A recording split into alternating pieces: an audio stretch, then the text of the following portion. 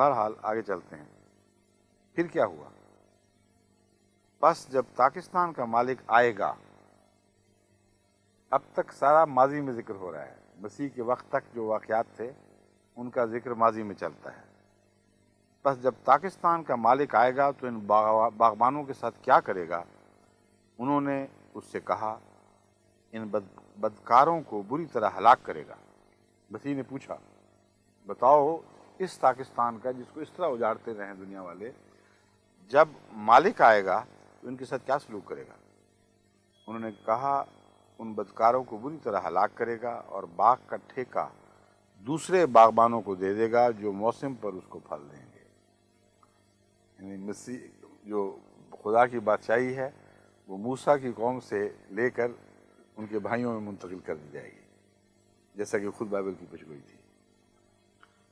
یسوع نے ان سے کہا کیا تم نے کتاب مقدس میں کبھی نہیں پڑھا کہ جس پتھر کو معماروں نے رد کیا وہی کونے کے سرے کا پتھر ہو گیا؟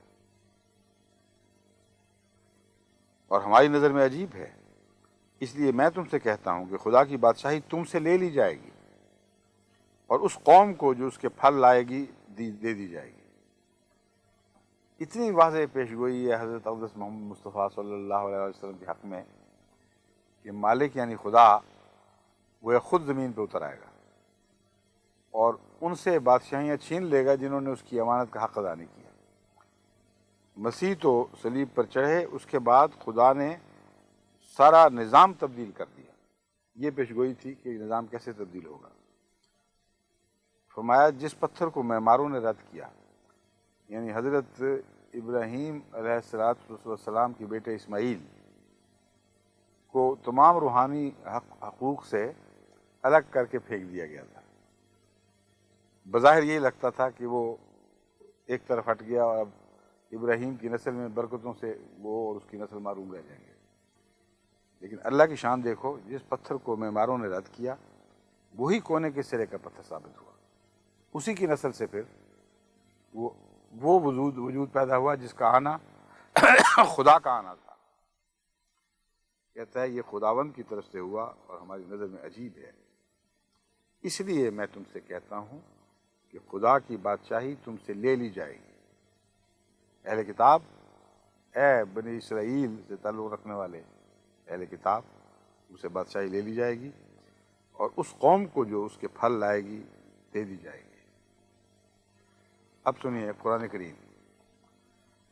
حضرت اقدس محمد مصطفیٰ صلی اللہ علیہ وآلہ وسلم کو مخاطب کر کے قرآن کریم فرماتا ہے وَمَا رَمَيْتَ إِذْ رَمَيْتَ وَلَكِنَّ اللَّهَ رَمَى. اے محمد جب تو نے مٹھی چلائی، کنکر مارے، تو نے مارے تھے ہم جانتے ہیں، لیکن تو نے نہیں مارے. جب تو نے مارے تھے تو نے نہیں مارے، وَلَكِنَّ اللَّهَ رَمَى، اللہ تھا جو مٹھی مار رہا تھا اور مار تو رہا تھا. یہ بھی ساتھ کہہ دیا. تو اللہ کون ہوا؟ اب بتائیے مولوی صاحب، جس پاک وجود کے متعلق بار بار پہلو نے بھی اللہ کا لفظ استعمال کیا اور خود اس پر بھی کلام الہی انہی معنوں میں نازل ہوا، آپ کو کوئی حیا نہیں کہ آپ کی باتوں کا اثر کہاں کہاں جا کے پڑ سکتا ہے؟ آپ یہ نہیں غور کرتے کبھی کہ یہ بدبخت سوال انتہائی بدبخت صورت میں اٹھ سکتا ہے کہ حضرت عبداللہ کیا تھے؟ جس کی کوئی شرم حیائی نہ رہے اس کو پھر چھٹی ہے، جو چاہے کرو. حضرت صلی اللہ علیہ وآلہ وسلم نے بھی یہ استعمال فرمایا ہے محاورہ کہ جب شرم اٹھ گئی تو پھر جو چاہے کرتے پھرو. ہاں فصلو لم تستحی فاصنع ما شئت. اگر تمہیں حیا نہیں رہی پھر جو چاہو کرتے پھرو، ہمیں کوئی پرواہ نہیں. یہ ان لوگوں پر چسپاں ہوتی ہے حضور صلی اللہ علیہ وسلم کی حدیث کہ سوچتے نہیں کہ ان باتوں کے کیا کیا نتیجے نکلیں گے. اگر یہ منطق جو نہایت ہی خبیثانہ ذہن کی پیداوار ہے، اگر یہ درست ہے تو پھر کہاں کہاں پہنچے گی. لیکن ایسا تصور کرتے ہی انسان کو استغفار سے وضو کرنے چاہیے. ایک ذہن میں خیال آتا ہے، طبیعت خوف زدہ ہو جاتی، ہیبت زدہ ہو جاتی ہے. کہ ان مولویوں کے دماغ دیکھو کہاں کہاں سے کہاں پہنچتے ہیں. اللہ ان پر ان کو رحم دے، ان کو عقل دے، لیکن گستاخی کرنے والے بڑے ہیں، اس میں کوئی شک نہیں. پھر آگے چلیے، ان الذین یبایعونک انما یبایعون اللہ، وہ لوگ جو تیری بیعت کر رہے ہیں یقیناً اللہ ہی کی بیعت کر رہے ہیں. انما یبایعون اللہ کا مطلب ہے کسی اور کی بیعت نہیں کر رہے، جو تیری کر رہے ہیں وہ اللہ اور اللہ ہی کی کر رہے ہیں. ید اللہ فوق ایدیہم، اللہ کا ہاتھ ہے جو ان کے ہاتھ پر ہے. کس کا ہاتھ تھا؟ محمد رسول اللہ کا ہاتھ تھا. اب بتائیں کہ اس ٹیڑھی سوچ کے علماء کیا نتیجے نکالیں گے اس سے؟ یہ سمجھانے کی ضرورت ہے ساری قوم کو. میں اس لیے سمجھا رہا ہوں کہ پاکستانی بیچارے اکثر عوام الناس کو پتہ ہی کچھ نہیں. یہ کہتے ہیں احمدی دھوکہ دیتے ہیں. احمدی دھوکہ کس طرح دیتے ہیں؟ احمدیوں کے نمائندے تو تم بنے ہوئے ہو ان کی باتیں پہنچانے میں، اور جو فریب دیتے ہو اس کا ایک ہی علاج ہے کہ احمدی کتب بھی براہ راست تک پہنچیں. ہم کیا کہتے رہے، ہم کیا کہہ رہے ہیں، ہماری بات بھی وہ سنیں. اس کے راستے میں تم نے قانون کھڑے کر دیے ہیں، اور ہر وقت زور لگاتے ہو کہ کسی طرح احمدی بات کسی دوسرے کے کان میں خود نہ پہنچے. اگر احمدیت یہی غلاظت تھی، یہی گند تھا، یہی باتیں تھیں جو مسیح موعود علیہ السلام نے اپنی کتب میں لکھی تھیں، تو ہمیں چاہیے تھا کہ ہم کتابیں چھپاتے پھرتے، اور تمہیں چاہیے تھا کہ اپنے خرچوں پر بھی شائع کرتے تو کرتے اور دنیا کو دکھاتے. لیکن تم کیوں ڈر رہے ہو ان سے؟ کیوں قدغنے لگائے بیٹھے ہو؟ کیوں راستے بند کیے بیٹھے ہو؟ اس ڈر کے مارے کہ وہ جب کتابیں پڑھیں گے مسلمان تو ان کو پتہ لگے گا کہ حقیقت میں اللہ اور قرآن اور محمد مصطفیٰ صلی اللہ علیہ وسلم کی عزت اور احترام کس کے دل میں ہے اور کس کے دل میں نہیں. حضرت مسیح علیہ السلام کی تحریریں پڑھو، روح وجد میں آ جاتی ہے. ایک عشق کا سمندر تھے جو اللہ اور رسول اور کتاب اللہ کے لیے تھے، اور آپ کے صحابہ کے لیے بھی. صحابہ کا ذکر بھی کرتے ہیں تو لگتا ہے کہ روح پگھل رہی ہے. اور ان لوگوں کا یہ حال ہے کہ یہ بیٹھے ہوئے گالیاں دے رہے ہیں. پرانے زمانے میں جو مسلمان علماء تھے ان میں سے بھی کچھ لوگوں نے ایسی بیہودہ باتیں کیں، لیکن میں آپ کو یقین دلاتا ہوں کہ بڑے بڑے شیروفا بھی تھے.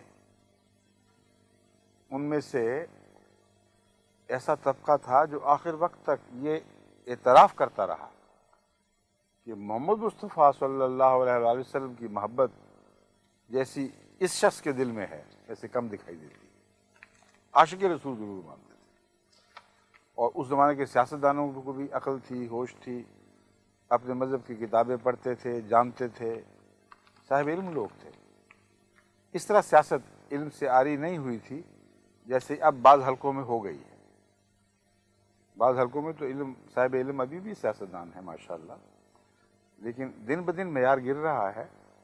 اور پرانے زمانے کے جو قسم کے بے علم سے لوگ ہوا کرتے تھے نا، سیاست پر قابض بحث جدادوں کے طور پر، اس قسم کے لوگ آنے شروع ہو گئے ہیں اور بڑھ رہے ہیں. لیکن سب کو بازی مات دے جاتا ہے بازی میں مولوی. پڑھا لکھا بظاہر ہونے کے باوجود میں نے اتنے جاہلانہ تصورات کبھی نہیں دیکھے جیسے یہ باتیں کرتے ہیں. اگلی بات بتاؤ. اور بھی تو ہے نا. حضرت صلی اللہ علیہ وسلم کے جی یہ کہتے ہیں کہ حضرت وسلم کے لیے چاند کے ہاں نشان ظاہر ہوا، میرے لیے چاند اور سورج دونوں کا. اب کیا تو انکار کرے گا؟ میں اس کا سمجھتا ہوں. اشتہار کہاں چلا گیا؟ یہ ہے. ایک اعتراض انہوں نے یہ کیا کہ رسول کریم صلی اللہ علیہ وسلم کی بڑی حد تک کرتے ہیں، بڑی گستاخیاں کرتے ہیں. یہاں تک کہا ہے کہ میرے 3000 معجزات نا، رسول کریم صلی اللہ علیہ وآلہ وسلم کے تو صرف 3000 معجزات تھے اور میرے 3 لاکھ معجزات ہیں. اور ایک جگہ انہوں نے لکھا میرے معجزات کی تعداد 10 لاکھ ہے. یہ عبارت یہ حوالے دے دے کر تو مسلمانوں میں یہ عام جو سادہ لوگ ہیں بیچارے پڑھتے نہیں ہیں خود، ان پر یہ اثر دیا کہ میرے ساتھ دیکھو کیسے گستاخانہ موازنے کرتے تھے. محمد رسول اللہ صلی اللہ علیہ وسلم کا متعلق یہ کہ 3000 اور اپنے لاکھوں میں بنا بیٹھے.